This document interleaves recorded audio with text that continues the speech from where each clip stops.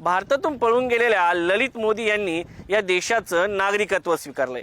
मात्र वानुआटूमध्ये कोणालाही अशा पद्धतीने नागरिकत्व मिळतं का? या देशाचे नागरिकत्व मिळण्याचे निकष काय आहे? हा देश नक्की जगाच्या नकाशामध्ये कुठे आहे जाणून घेणार आहोत या स्पेशल रिपोर्टमधून। 3 लाख लोकवस्ती असलेला देश, दक्षिण पश्चिम प्रशांत महासागरात बेटाने वेढलेल्या वानुआतू या देशात 1,03,00,000 रुपयांमध्ये नागरिकता मिळते।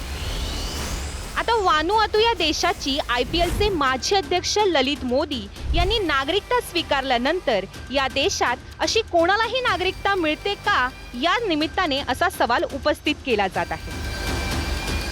ललित मोदींवर मनी लॉन्ड्रिंग आणि परकीय चलन व्यवस्थापन कायद्याचं उल्लंघन केल्याचा आरोप आहे। या आरोपानंतर ललित मोदींना BCCI मधून निलंबित करण्यात आलं होतं। IPL 2010 नंतर ललित मोदींनी भारत देश सोडला होता। तेव्हापासून ललित मोदी लंडनमध्ये राहत असल्याचं बोललं जात होतं। मात्र ललित मोदी यांनी वानुआतू देशाची नागरिकता स्वीकारल्याची माहिती परराष्ट्र मंत्र्यांचे प्रवक्ते रणधीर जयस्वाल यांनी दिली आहे।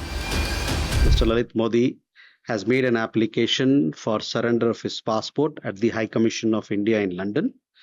The same will be examined in light of extant rules and procedures.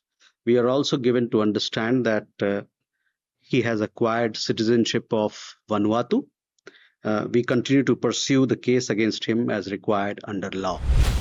Lalit Modi यांनी वानुआतूचं नागरिकत्व स्वीकारल्यानंतर ललित मोदींच्या प्रत्यार्पणाचा मार्ग अधिक खडतर झाला आहे। कारण ललित मोदी यांच्याकडे आता भारताचं नाही तर वानुआतूचं नागरिकत्व आहे।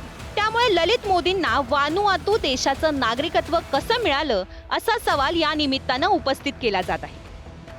दक्षिण पश्चिम प्रशांत महासागरात वानुआतू हा एक 80 बेटांचा समूह असलेला देश आहे। या देशाची एकूण लोकसंख्या 3 लाख इतकी आहे। वानुआतू देशात नागरिकता मिळवण्यासाठी ज्या काही अटी आहेत त्यापैकी एक अट एखाद्या व्यक्तीला कॅपिटल इन्व्हेस्टमेंट इमिग्रेशन प्लॅन अनुसार 1,12,74,737 भरल्यानंतर नागरिकता दिली जाते।